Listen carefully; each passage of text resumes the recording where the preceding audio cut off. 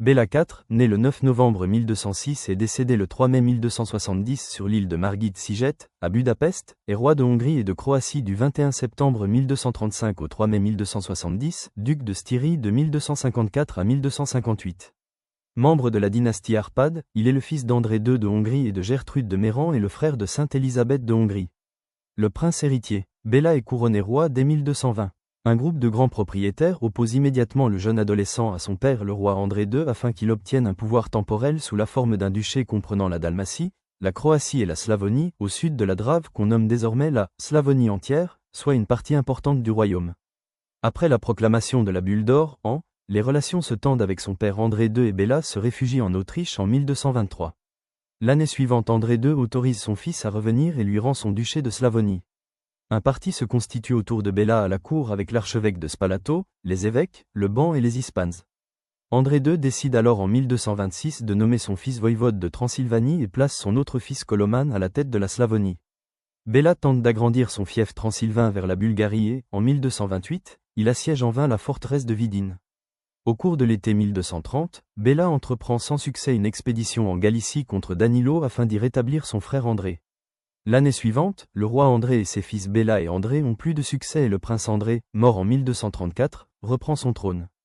En 1232, le roi André II et ses fils Béla et Koloman doivent souscrire la « Convention de Bérègue » qui leur est imposée par la noblesse par l'intermédiaire du pape Grégoire XII. Le roi André II meurt le 21 septembre 1235 et le prince Béla est couronné sous le nom de Béla IV le 14 octobre 1235. Les invasions mongoles. Alertés par l'invasion de la Russie par les Tartares, ils dépêchent plusieurs moines dominicains chargés de rechercher des Hongrois qui étaient restés, dans la patrie des ancêtres, lors de la migration de 895. En 1237, il accueille en Hongrie 40 000 Koumans, peuple de pasteurs turcs, chassés du bas Danube par les Mongols, et les établit dans la zone marécageuse entre la Tisa et le Danube. Il espère ainsi avoir à sa disposition des troupes contre l'oligarchie nobiliaire. Le chef mongol Batu Q à accent circonflexe entre en Moravie et en Hongrie où il prend peste à l'issue d'une victoire à Mohi sur les rives du Sajo, 11 avril 1241, sur les troupes de Béla IV. Les Mongols pillent le pays et massacrent une partie de la population. Béla doit se réfugier auprès du prince Frédéric II d'Autriche, qui, au lieu de l'aider, profite de l'occasion pour lui arracher 3 comtés. Il prend alors le chemin de la Dalmatie et s'installe à Trogir, en attendant l'aide de l'Occident. En mars 1242, l'avant-garde de Batu atteint l'Adriatique et le roi Béla IV ne doit son salut qu'à un embarquement précipité sur un navire en rade de Trogir. À l'annonce de la mort de Godei, 11 décembre 1241, le chef mongol, ses troupes refluent vers l'Orient pour participer au curilté organisé pour l'élection de son successeur. L'Europe centrale est ainsi sauvée. Béla IV, de retour en Hongrie, trouve un pays ravagé et doit tout reconstruire. Parmi les résidences royales, il privilégie la forteresse de Buda et laisse Esztergom à la disposition de l'archevêque. Il repeuple le pays dévasté en faisant appel à des colons allemands établis comme hôtes, hospites, qui jouissent d'un statut particulier. Il autorise les grands à construire des châteaux forts de pierre. Les comitats, comtés, deviennent des comitats nobiliaires. L'Ispan, nommé par le roi, est assisté de juges choisis par la noblesse locale. Les comitats obtiennent le droit d'envoyer leurs représentants à la diète. Le système des ordres débute, qui caractérise par la suite la Hongrie, qui devient une oligarchie de barons. La Transylvanie, ravagée par les Mongols, est soumise à la même féodalisation que la Hongrie. Elle est divisée en comitats autour de châteaux désormais en pierre. Les chefs valaques sont intégrés à la noblesse des Ispans. Les privilèges des Saxons et des Sheklers sont renouvelés. Les premiers peuvent élire leur comte, qui dépend directement du roi.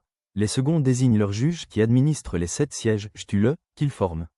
Béla IV accorde un nouveau statut municipal à Székesfehérvár, Albe royale, qui devient le modèle du développement urbain en Hongrie.